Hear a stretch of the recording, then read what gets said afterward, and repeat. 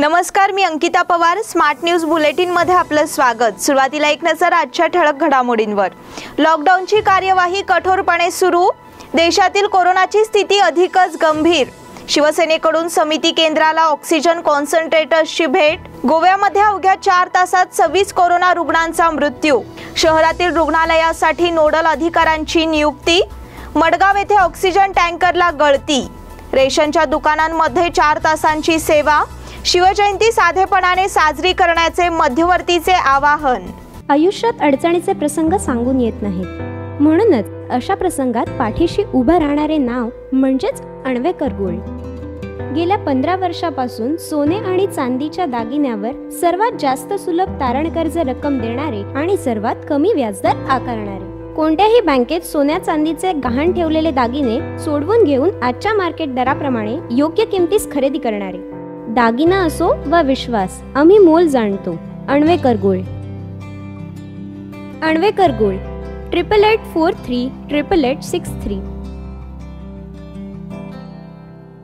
आणि आता बुलेटिनच्या सुरुवातीलाच बातमी आहे लॉकडाऊन संदर्भातील. शहर आणि परिसरात लॉकडाऊनची कार्यवाही कठोरपणे सुरू करण्यात आली आहे.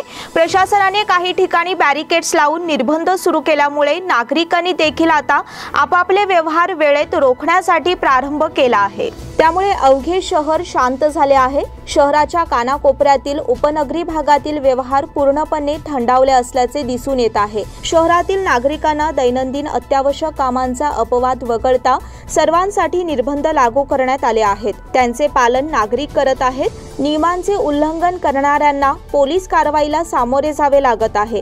त्यासाठी पोलीस देखील दक्ष असून दुपारनंतर अवघे शहर शांत होत असल्याचे दिसून येत आहे.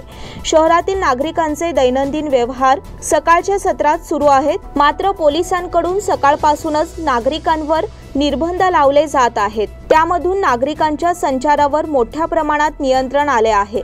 मागील काही दिवसात नागरिकांनी बाजारपेठेत गर्दी केली होती, मात्र आता कठोर नियमावलीचे पालन सुरू झाल्यामुळे ही गर्दी ओसरली आहे. मात्र लॉकडाऊनचा कालावधी नियोजित वेळेतच संपुष्टात येण्याची अपेक्षा व्यावसायिक आणि व्यापारी वर्ग करीत आहेत. देशातील कोरोनाची स्थिती अधिकच गंभीर. देशात गेल्या काही दिवसांपासून 3.5 ते 4 हजारांच्या सरासरीने मृत्यूंची नोंद होत असून मंगळवारी कोरोना बळींची संख्या नव्या उच्चांकावर पोहोचली आहे. गेल्या 24 तासातील म्हणजेच मंगळवारची आकडेवारी केंद्रीय आरोग्य मंत्रालयाने प्रसिद्ध केली असून कोरोनावर मात करून परतलेल्या रुग्णांची संख्या वगळता चित्र फारसं आशादायक नसल्याचं आकडेवारीतून दिसून येत आहे. केंद्रीय आरोग्य मंत्रालयाच्या माहितीनुसार देशात गेल्या 24 तासात 3,48,421 नवीन कोरोनाबाधित रुग्ण आढळून आले, तर याच कालावधीत 3,55,338 जणांनी कोरोनावर मात केली. चिंतेची बाब म्हणजे देशात एकाच दिवसात झालेल्या मृतांच्या संख्येनं नवा विक्रम नोंदवला आहे. देशात मंगळवारी 4,205 रुग्णांना प्राण गमवावे लागले आहेत. त्यामुळे देशातील एकूण कोरोना बळींची संख्या आता 2,45,197 वर पोहोचली आहे. शिवसेनेकडून समिती केंद्राला ऑक्सिजन कॉन्सन्ट्रेटर्सची भेट.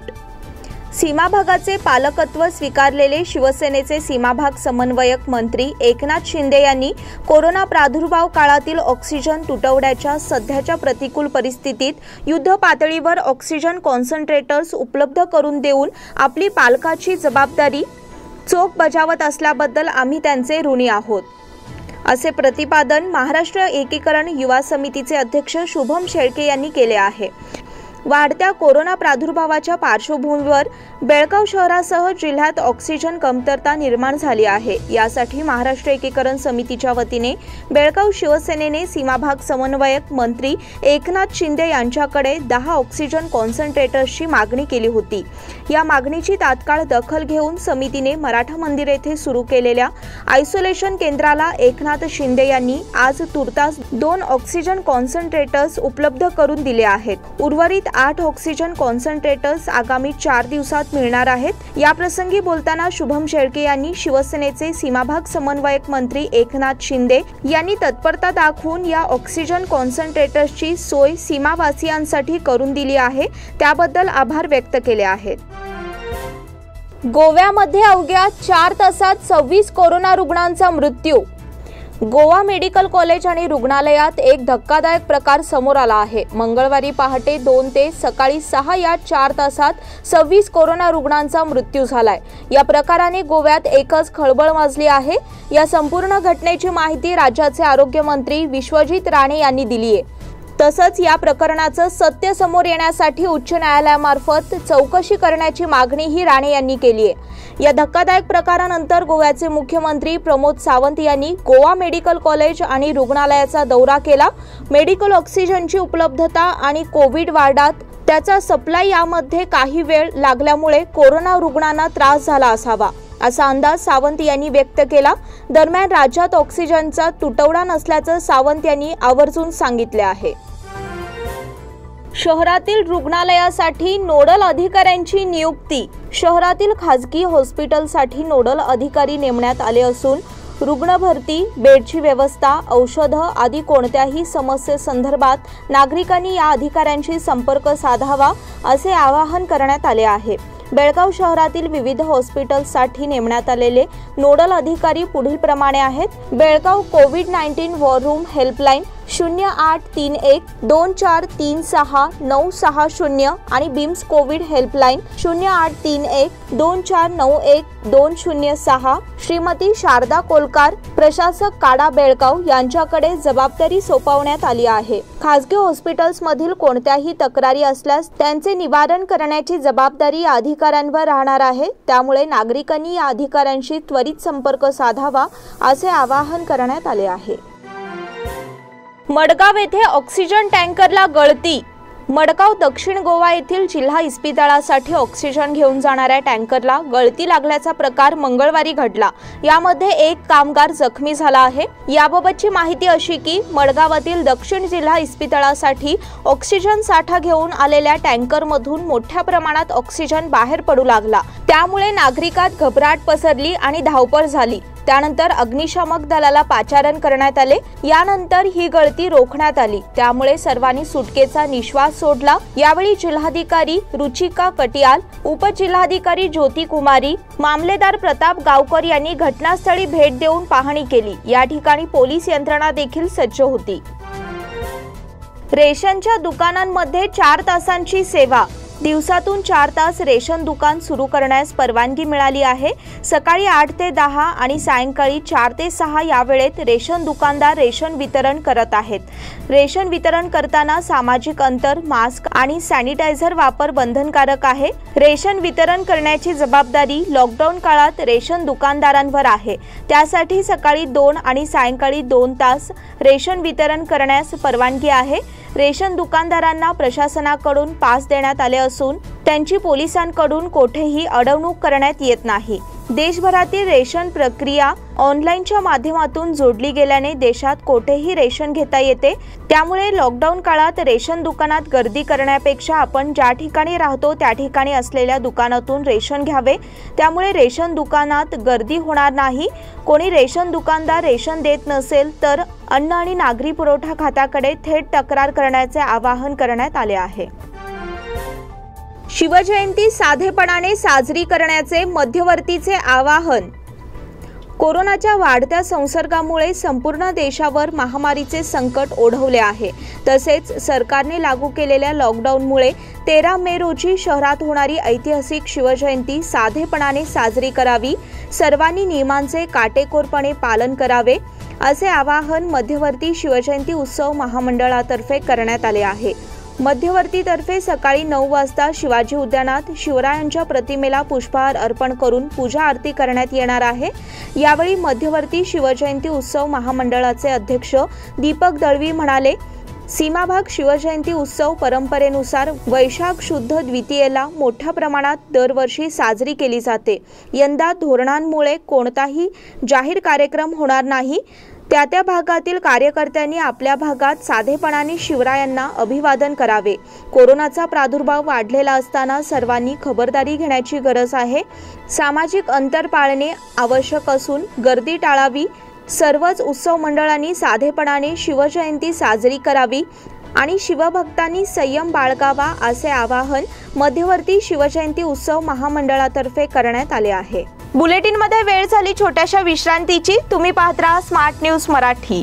Poddar Brothers Jewelers, A perfect blend of traditional and modern jewelry in North Karnataka, Goa and Southern Maharashtra, serving since 5 generations.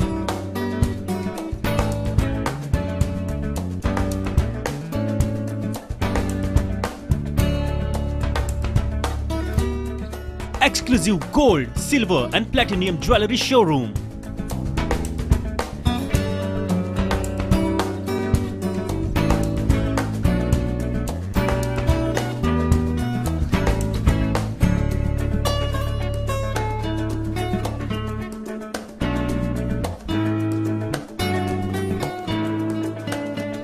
Poddar Brothers, Poddar Sons and Grandsons. Khade Bazar, Belgaum. Call is on 0831 240 5550 or 51 or 52 or 53. Visit us at www.poddarjewelers.com. बेलगाम वासियों के पसंद में उतरा उड़ान बार end restaurant. Social distancing का ख्याल रखते हुए हमारा स्टाफ देता है बेहतरीन सर्विस का विश्वास।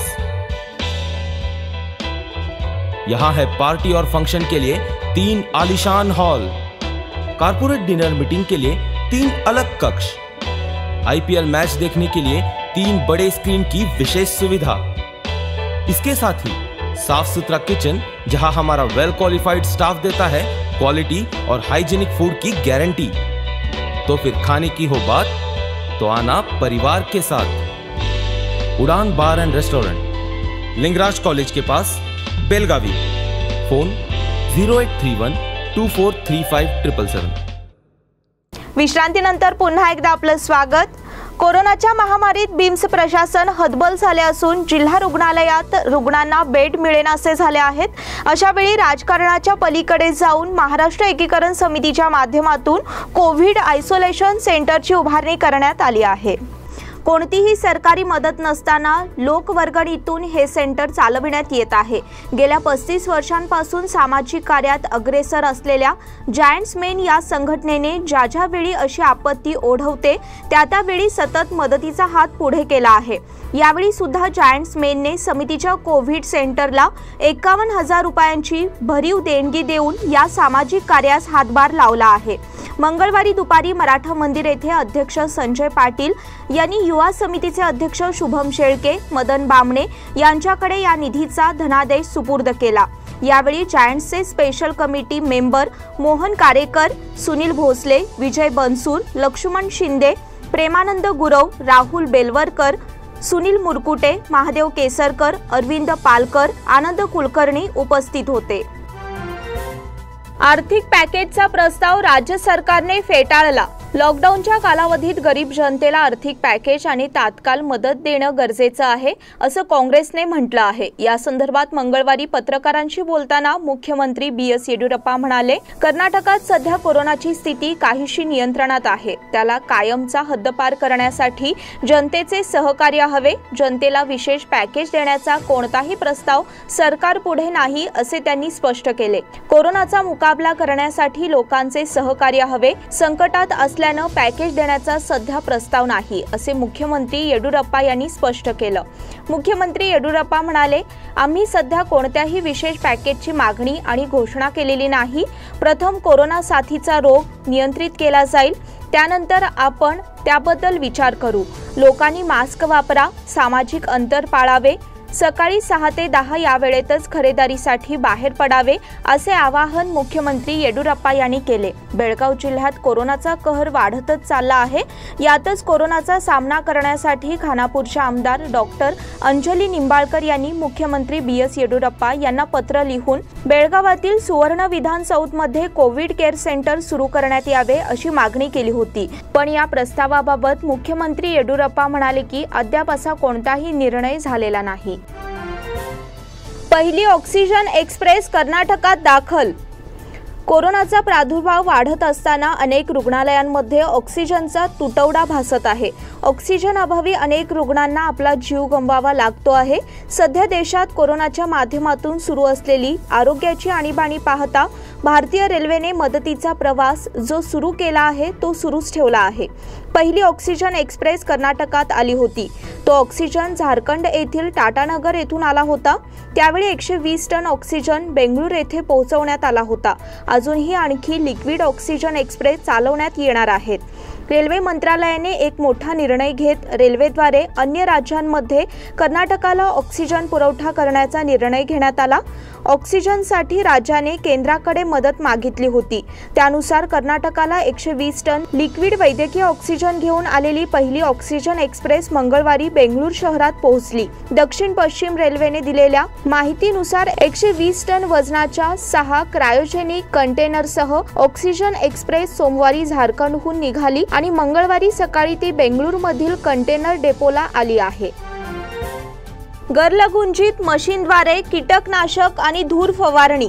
गर्लगुंजी तालुका खानापूर ग्रामपंचायतीच्या वतीने सोमवारी गावातील प्रत्येक गल्लीमध्ये स्वच्छता मोहीम राबविण्यात आली। तसेच निर्जंतुकीकरण करण्यासाठी फॉग मशीनद्वारे कीटकनाशक आणि धूर फवारणी करण्यात आली। याआधी गर्लगुंजी गावातील प्रत्येक गल्लीतील गटारीची स्वच्छता करण्यात आली। त्यानंतर डास मारण्यासाठी फॉग मशीनद्वारे कीटकनाशक आणि धूर फवारणी करण्यात आली। या फवारणीमुळे गर्लगुंजी गावातील नागरिकातून समाधान पसरले आहे। प्रभुनगरात ट्रक खाली सापडून बालक ठार। प्रभुनगर तालुका खानापूर गावात मंगळवारी अमावस्याची पूजा करण्यात येत असताना आदर्श रमेश हरिजन वय 5 याचा ट्रक खाली सापडून जागीच मृत्यू झाला। याबाबत मिळालेली माहिती अशी की मंगळवारी अमावस्यानिमित्त ट्रकची पूजा करण्यात आली। याच वेळी आदर्श ट्रक जवळ खेळत होता। पूजा झाल्यानंतर ट्रक मागे घेताना आदर्श ट्रक मागे असल्याचे समजले नाही। त्यामुळे अचानकपणे ट्रक खाली सापडून ठार झाला। या घटनेची नोंद खानापूर पोलीस स्टेशनमध्ये झाली आहे। अनैतिक संबंधातून दोघांची निर्घृण हत्या। गोकाक तालुक्यातील तापसी गावात अनैतिक संबंधातून दोघांच्या हत्येची घटना उघडकीस आली आहे। याच गावातील लक्ष्मी ज्ञानेश्वर नायक वय 25 आणि कृष्णा नायक वय 22 यांची हत्या करण्यात आली आहे। लक्ष्मीचा पती ज्ञानेश्वरने आपल्या मित्रांसह त्या दोघांची हत्या केली आहे। लक्ष्मी आणि कृष्णा यांच्यात अनैतिक संबंध होते। हे दोघेही एकत्र शेतात असल्याचे लक्षात येताच लक्ष्मीचा नवरा ज्ञानेश्वर यांनी दोघांना रंगेहात पकडले। त्यानंतर ज्ञानेश्वरने मित्र कृष्णाला उसाच्या शेतात नेऊन धारदार शस्त्राने त्याच्यावर वार केले आणि त्याचा खून केला। त्यानंतर त्याने पत्नीला घरी आणून तिचीही हत्या केली। या प्रकरणी कुलकोड पोलीस ठाण्यात गुन्हा दाखल करण्यात आला आहे। आरोपीला अटक करण्यासाठी पोलीस शोध घेत आहेत। या प्रकरणी अधिक तपास सुरू आहे। बालवयात यांनी केले रमजानचे रोजे पालन। रमजान ईद हा सण दिनांक 14 रोजी साजरा करण्यात येणार आहे। संपूर्ण महिनाभर रोजा म्हणजेच कठोर उपास ठेवून मुस्लिम धर्म बांधव त्यांच्या धर्माचे पालन करत आहेत। त्यांनी स्मार्ट न्यूजशी संवाद साधून याबाबत माहिती दिली आहे। विशेषतः बालचमूंचे यासाठी कौतुक होत आहे। कॅम्पमध्ये रहिवासी असणारे मुनीर शेख, अमीर नदीम शेख, सलमान नदीम शेख यांनी आपल्या बालवयात संपूर्ण महिनाभर रोजा ठेवला आहे। त्यामुळे ते कौतुकास पात्र ठरले आहेत। शहरातील मुस्लिम धर्मबांधव रमजान ईद साजरे करण्यासाठी सज्ज झाले आहेत। पण यावेळी कोरोनामुळे रमजानचे नमाज पठण खुल्या स्वरूपात होणार नाही। रमजानचे नमाज घरीच पठण केले पाहिजे अशी सूचना करण्यात आली आहे। रमजान सण साजरा करण्याकरिता आवश्यक खरेदीसाठी ग्राहक मार्केटमध्ये येत आहेत। यावर्षी रमजान साजरा करण्यासाठी काही निर्बंध लादण्यात आले आहेत। त्यांना याचा सामना करावा लागत आहे। वेस्ट इंडिजने प्रवेश नाकारल्यावर क्रिस गेलने घेतला या देशाचा आसरा। IPL स्थगित झाली असली तरी धडाकेबाज क्रिकेटपटू क्रिस गेलला वेस्ट इंडिजने मात्र प्रवेश नकारला आहे। त्यामुळेच गेलला आता एका देशाचा आसरा घ्यावा लागला आहे।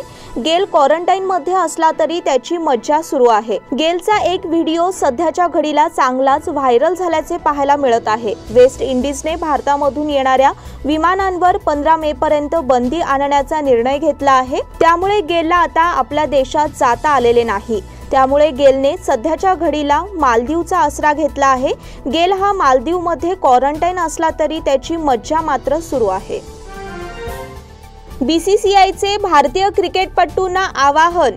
भारताच्या कोणत्याही खेळाडूला जर आता परदेशी दौऱ्यावर जायचे असेल तर त्यासाठी आता एक मोठा निर्णय BCCIने घेतला आहे. त्यामुळे आता इंग्लंड विरुद्धच्या परदेशी दौऱ्यावर जाताना भारतीय खेळाडूंना ही गोष्ट करणे गरजेचे आहे. जर कोणत्याही खेळाडूने ही गोष्ट केली नाही तर त्याच्याबाबत BCCIला योग्य तो निर्णय घ्यावा लागणार आहे. भारतीय खेळाडूंनी इंग्लंडच्या दौऱ्यावर जाण्यापूर्वी कोरोनावरील लसीचा एक डोस घ्यावा असे BCCIने स्पष्ट केले आहे. त्याचबरोबर खेळाडूंनी दुसरा डोस कधी घ्यायचा याचा विचारही BCCI करत आहे. भारतीय खेळाडूंना दुसरा डोस देण्यासाठी BCCI सध्याच्या घडीला इंग्लंडबरोबर संपर्क साधत असल्याचे समजत आहे. इंग्लंडमध्ये गेल्यावर या खेळाडूंना दुसरा डोस देण्यात येणार आहे. त्यामुळे कोरोना चाचणी, क्वारंटाईन याचबरोबर खेळाडूंना आता इंग्लंडच्या दौऱ्यावर जाण्यापूर्वी कोरोनाची लस ही घ्यावी लागणार आहे. बांबूपासून बनविलेली बॅट अनधिकृत. बांबूपासून तयार करण्यात आलेल्या बॅट वापरणे अनधिकृत असल्याचे मत क्रिकेटचे नियम बनवणाऱ्या मेरीलेबॉन क्रिकेट क्लबने स्पष्ट केले आहे. या विषयावर आम्ही कायदे उपसमितीच्या बैठकीत उहापोह करणार आहोत असेही MCCने म्हटले आहे. भारताविरुद्धच्या सामन्यानंतर न्यूझीलंडचा सर्वोत्तम कसोटी यष्टिरक्षक होणार निवृत्त. न्यूझीलंड क्रिकेट संघाचा यष्टिरक्षक फलंदाज BJ वॉटलिंगने इंग्लंड दौऱ्यानंतर निवृत्ती घेणार असल्याची घोषणा केली आहे. इंग्लंड विरुद्ध 2 कसोटी सामन्यांच्या मालिकेनंतर न्यूझीलंड संघ 18 जूनपासून भारत विरुद्ध वर्ल्ड टेस्ट चॅम्पियनशिप फायनलमध्ये खेळेल अशी अपेक्षा आहे की वॉटलिंग यष्टिरक्षक म्हणून ॲडम पॅरेराचा सर्वाधिक कसोटी सामन्यांचा विक्रम मोडेल. न्यूझीलंडसाठी वॉटलिंगचा हा शेवटचा सामना असेल. न्यूझीलंडचा सर्वोत्तम कसोटी यष्टिरक्षक म्हणून वॉटलिंग आपल्या कारकिर्दीची सांगता करेल. नदाल, सेरेना यांच्या ऑलिम्पिक सहभागाबाबत प्रश्नचिन्ह. अमेरिकेची 23 ग्रँड स्लॅम विजेती सेरेना विलियम्स तसेच स्पेनचा अव्वल टेनिसपटू राफेल नदाल यांनी जुलै महिन्यात होणाऱ्या टोकियो ऑलिम्पिकमधून माघार घेण्याचा विचार केला आहे. आपल्या 3 वर्षाच्या मुलीपासून काही दिवसांसाठी वेगळे राहावे लागत असेल तर सेरेना अमेरिकेच्या संघात सामील होणार नाही. तर पुढील वर्षाचे वेळापत्रक आखत नाही तोपर्यंत आपण ऑलिम्पिकमध्ये खेळण्याबाबत स्पष्ट उत्तर देऊ शकत नाही असे नदालने सांगितले आहे. महावीर कृष्णा कुरणे यांचे निधन. कलमेश्वर नगर मजगाव येथे रहिवासी महावीर कृष्णा कुरणे यांचे 8 मे रोजी अल्पशा आजाराने निधन झाले. त्यांच्या पश्चात पत्नी, 2 मुले, आई असा परिवार आहे. विठ्ठल कल्लाप्पा नार्वेकर यांचे निधन. भाग्यनगर 3रा क्रॉस येथील रहिवासी विश्व हिंदू परिषदेचे ज्येष्ठ कार्यकर्ते विठ्ठल कल्लाप्पा नार्वेकर वय 68 यांचे अल्पशा आजाराने मंगळवारी निधन झाले. त्यांच्या पश्चात पत्नी, 1 मुलगा, 2 मुली, सून, नातवंडे, जावई असा परिवार आहे. संजय परशुराम शिंदे यांचे निधन. सोनार गल्ली वडगाव येथील रहिवासी संजय परशुराम शिंदे वय 42 यांचे मंगळवारी अल्पशा आजाराने निधन झाले. त्यांच्या पश्चात आई, पत्नी, 2 मुलगे, 1 मुलगी, भाऊ आणि विवाहित बहीण असा परिवार आहे. बाबासाहेब शिरोळकर यांचे निधन. मूळचे मुझावर गल्ली सध्या नानावडी येथे रहिवासी आणि न्यू अंबाभवन लॉजचे मालक बाबासाहेब नागेश शिरोळकर वय 74 यांचे मंगळवार दिनांक 11 रोजी अल्पशा आजाराने दुःखद निधन झाले. त्यांच्या पश्चात 3 मुले, मुलगी, बहीण, नातवंडे असा परिवार आहे. कमला गुंडू संताजी यांचे निधन. पाटील गल्ली हलगा येथे रहिवासी कमला गुंडू संताजी वय 65 यांचे मंगळवार दिनांक 11 रोजी निधन झाले. त्यांच्या पश्चात पती, 1 मुलगा, 1 मुलगी, सून, जावई, नातवंडे असा परिवार आहे. गुरुवार दिनांक 13 रोजी रक्षा विसर्जन होणार आहे. विजयकुमार कोलते यांचे निधन. आंबेवाडी येथे रहिवासी आणि जिल्हा शिक्षणाधिकारी कार्यालयातील निवृत्त विषय तपासणी अधिकारी विजयकुमार कोलते वय 69 यांचे अल्पशा आजाराने बुधवार दिनांक 12 रोजी दुपारी निधन झाले. त्यांच्या पश्चात 2 कन्या, जावई आणि नातवंडे असा परिवार आहे. रक्षा विसर्जन दिनांक 13 रोजी सकाळी 8 वाजता होणार आहे. याचबरोबर स्मार्ट न्यूजचे आजचे बुलेटिन इथेच संपले. धन्यवाद. घरी राहा, सुरक्षित राहा.